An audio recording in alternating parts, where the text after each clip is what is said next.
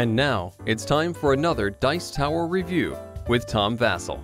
Hey everybody, Tom Vasel here, and today we're taking a look at the King of 12, designed by Rita Model, and it's a Lucky Duck game, and I tend to really like Lucky Duck stuff. I think they have high quality, but I don't even know what this means. King of 12, it shows a 12-sided die, which as we all know is the best sided die there is. That's why I love double D6s, where they have 1 through 6 on two sides of a die. But this is 1 through 12 on a die, and here you roll a die, highest number wins.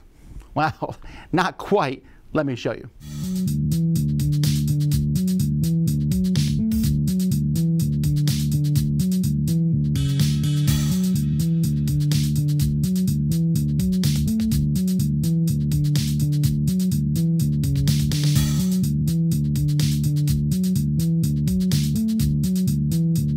Each player is going to have one die, and they have 12 character cards. Now, you're not going to use all 12 in each game. You're only going to use 7. You always are going to use the knight. The knight's in every game, and you have to use 2 of the ones with the blue die at the top. After that, you can go with a starting set or you can go random. So it doesn't matter as long as all players have the same set of cards in their hands. The other cards won't be used in that game. You're going to be playing rounds, and at the end of each round, a player is going to win that round. And when you win a round, you're going to lose one of your cards, putting it underneath your die to show that you've won a round. The first person to win 2 rounds is the winner of the game. At the beginning of a round, all the players are going to roll their dice and have it in front of them, like this. Then you're going to take turns playing cards from your hand simultaneously. Everyone's going to play a card. When somebody only has 1 card left in their hand, the round ends. And whoever has the most point tokens is the winner. Now, after everyone's played a card, you're going to compare the numbers on the dice, and whoever has the highest value is going to get 2 points. Second highest gets 1.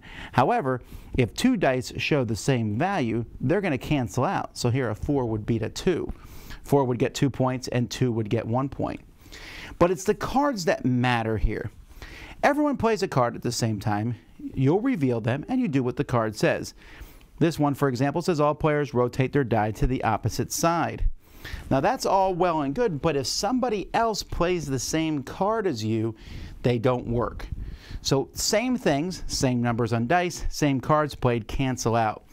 And so players are just going to go through and do whatever the cards say. The knight, for example, says this turn the lowest die value is the winner, and the second lowest is the runner-up. The oracle lets you just re-roll your die. Hopefully you get a better number. The sorcerer lets you rotate your die to one of the 5 adjacent sides that it's on. The parasite subtracts 7 from your die value. The golem turns your dice value into a 12, unless it is a 12, in which case your value becomes a 1.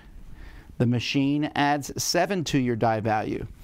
The alchemist lets you double your die value. The merchants, everyone passes their die clockwise to the next player. And this always happens first, no matter what. Remember, if 2 people play merchants, then nothing happens. If you play the lady, every other card is canceled here. And the lady player with the lowest die value gets a point token of their choice. And so there's all kinds of cards. They're all going to do various things. There's only 12 different cards, so it's not like there's a lot of, oh, what do I do next type thing. Then you'll be collecting these points. And like I said, when one person's down to 1 card, whoever has the most points picks one of the cards in their hand that they will not use in the next round and puts it under their die. The first person that happens to twice is the winner. Now, the components for this game are okay. They have, like these, see that outside? That is the difference in player colors. But do you like the color white? Because you better. This game is full of white. I don't know. I would have preferred these. I don't know. These cards, the picture on it feels too small. And then they have this tiny text. It's so weird. This tiny text, add 7 to your die value. Look how big that card is. And then that plus 7 to your die value is so small. The artwork is good. I like the art in the game. I just felt like, and also here's a nice turn full card. That's good. I just felt like it just felt off to me. It doesn't feel like this, like you could have these beautiful, fantastic cards, and the game doesn't do that. The dice are good quality. The point tokens are, point tokens. And everything fits in a box that is much bigger than the game needs, but it works fine. So, I don't know. There's just something here. I'm not a huge fan of the components. So it seems weird to me with Lucky Duck with such high production value. This feels a little off in that regard. Now, it's not terrible, and the game works fine. And in fact, I like the game. I just wanted to mention that.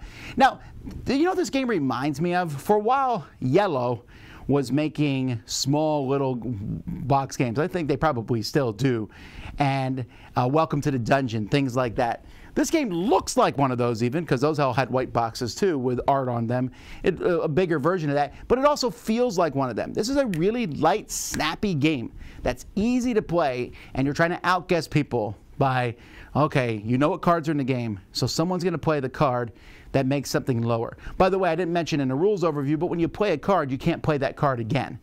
That round anyway. So, okay, so you haven't played the lowest die wins yet, so I bet you're going to play that. So now's when I play my Parasite, making my -7. But you thought the same thing.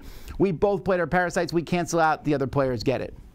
Now, this game is it's going to need a specific play group. I'm kind of surprised it says 2 to 4 players. Let's be frank.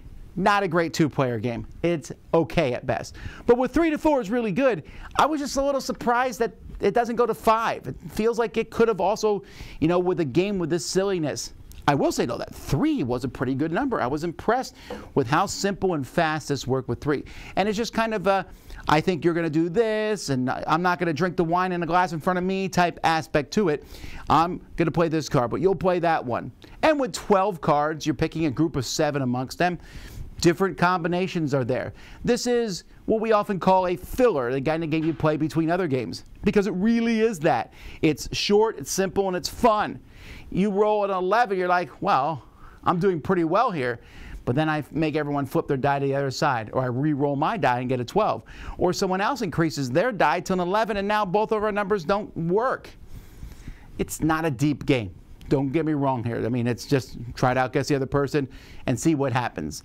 But it's entertaining, and it feels different than many things that are out there. So I would certainly give this one a whirl. The King of 12. I'm Tom Vasel. You've been watching the Dice Tower.